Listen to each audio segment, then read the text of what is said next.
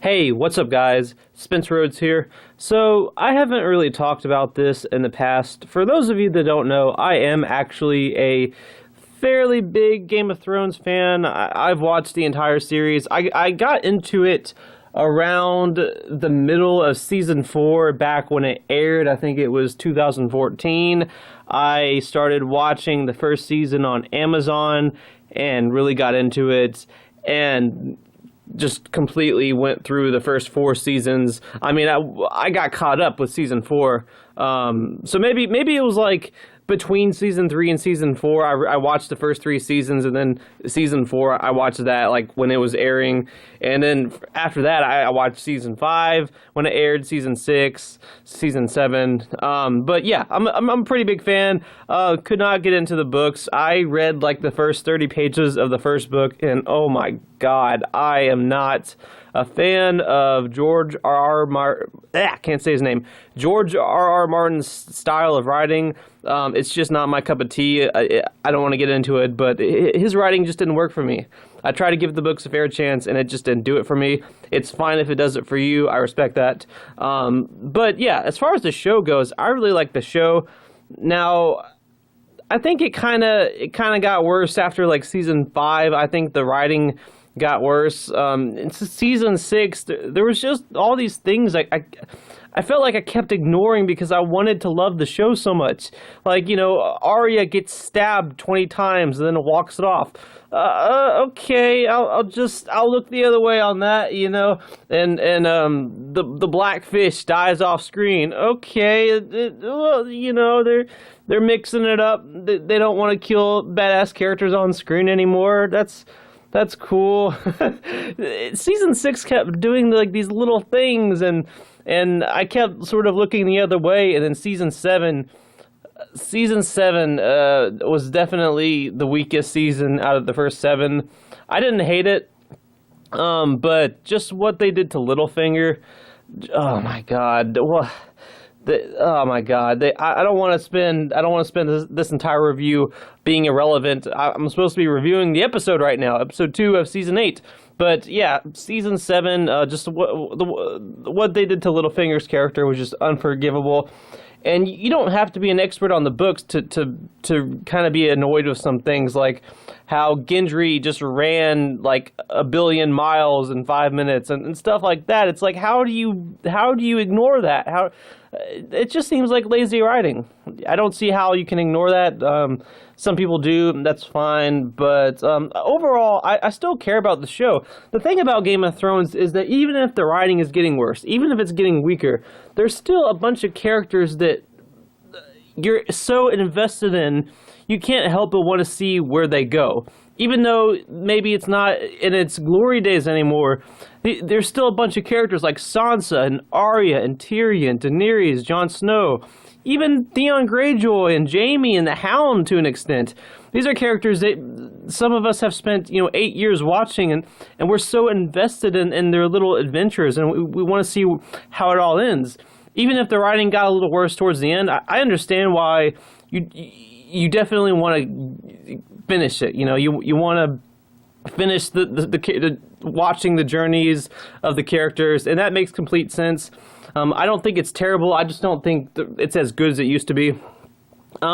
Episode 1 of season 8, I kind of had a mixed reaction to it, and I didn't upload a review of it just because it was just kind of a mess. Like I was going to spend like an hour and a half talking about this and that, and reviewing every detail of the episode. And it just became such a headache, and then I kept procrastinating it. And then by the time I really started planning on reviewing episode 1, it was about time for episode 2 to come out. So I'm just going to skip episode 1, and I'm going to review this episode. Now, I don't know if I'm going to review the rest of the season. This is just kind of an experiment. If this gets like no views whatsoever, I will probably not review episode 3. But yeah, I like this episode a lot more than the first one. I thought it was just, the writing was a little sharper. I had a lot of issues with the writing last episode. It was nice to see all these characters interact and be together. When Jaime had first had basically first come to see everyone and was like, look, Cersei lied. Look, I want to be one of the good guys. I want to help you people. And Sansa started like saying we should kill Jaime. I was like, Sansa, shut up. Like, shut up, Sansa. I don't know. I'm a little, I hate to say it, but I'm a little over it. I'm a little over Sansa Stark. I'm just a little over it. Like, this is the last, 6 episodes of the entire series? I was thinking at the very beginning of the first episode, I was thinking, if I spend 40 minutes of this, like 40% of the season watching Sansa be all, like, how do I put this? Bitchy and just being difficult with everyone, I'm gonna be mad. Like I want to move on from that. I want the characters to move on from that. I want Sansa to move on from that. I want her to have an open mind for once in her life, and I want these characters to move on. Like, there is an army of the undead, and she can't even trust her brother. Like, man, I don't know. Like, I get it, she's been through some stuff, but at what point? At what point is it time to move on? Like, not for her, but for the story and for us as the audience. Like, I want to see some more interesting stuff than Sansa Stark not trusting everyone on the planet. I don't know. And I know that, like, everyone's gonna attack me with pitchforks, but it's just, I'm sorry. Like, I don't want to spend a million hours watching Sansa have issues with everyone. Like, this is it. This isn't season 5 anymore. It's season 8. We've been waiting for this for like 2 years. It's 6 episodes. I don't want to spend a shitload of time watching Sansa have trust issues and cause problems when there doesn't need to be problems, and not trust, like, her siblings that she should trust because she grew up with them. I don't know. It was a little annoying, but she had moved on, and Jaime was accepted, and Daenerys is kind of annoying too, because she's like, I had daydreamed so much about what I would do to the guy that killed my dad. Oh, your dad. Oh, yeah. Yeah, that's funny, Daenerys. It's funny that you should mention that. Because he was a psychopath that wanted to burn the entire planet alive and burn everyone alive. But, oh, Jaime killed him. Oh, you're going to talk about how you fantasized about killing Jaime. Because, you know, he saved civilization from a crazy guy trying to burn them all alive. Like, do your freaking research, Daenerys. Everyone knows about the Mad King. Like, everyone. Like, has no one talked to Daenerys about that shit? Like, is she not aware that Jaime did the world a favor? Like, I know that people don't know the truth, other than Brienne and Jaime, that the Mad King was about to burn, like, an entire city alive, and Jaime stopped that. But why do they even need to know that? It's obvious that he was a psychopath. Who cares if Jaime killed him? Who cares? Oh no, he killed a psychopath. How dare he? I don't know. I was just a little surprised by how just dramatic Daenerys was. Like, it's just hard to take someone seriously when they're like, oh, you killed this psychopath. I'm so mad at you. Like, she was so just dramatic about it. Like, I'm pretty sure she knows her dad was a psychopath. So what's this whole thing she's doing with trying to scare the shit out of Jaime? Like, I don't know. It just, yeah. I think it should have been handled a little slightly better. I think Daenerys, I think that needed to be toned down a bit. I mean, it's really hard to root for her at this point. It's really hard to root for Daenerys. I mean, just time and time again, it just seems like all she cares about is the throne. She seems like she would blow up the planet if it means she would take the throne. She's almost like Littlefinger. It's like she doesn't want anyone to be alive but her. Like she does want to be like Queen of the Ashes, like Littlefinger was going to be like King of the Ashes, or whatever that metaphor was. It just seems like that's all she cares about: the throne, the throne, the throne. and like she is so just determined to just take control of everyone and just kill everyone that I think she would blow up the entire planet just to be sitting on the throne. Even if everyone on the planet was dead except for her, she wouldn't care because she'd be sitting on the throne. Like that's just her fucking just that's everything to her. And I know that that's her character, but it's really hard to woo for her. She's just gotten to a point where she's fairly unlikable. But yeah, it was great to see all these characters interacting, and it was great to see all the characters, drinking together, and Aria and Gendry, they slept together. I kind of saw that coming because, I mean, there's a good chance, Gendry could die or something to that effect. So I figured that, I mean, since Aria and Gendry they finally reunited after seasons and seasons of not seeing each other, they finally reunited. I figured that was going to be a big deal, and if you're going to like get laid, now's kind of, it might be the last chance. So that was kind of cool. I kind of saw that coming, but it was still kind of cool, and I like how aggressive she was with him. Like Gendry was just like all just like shocked, and she was like, I want to have sex right now. I mean, she's Arya Stark. She has her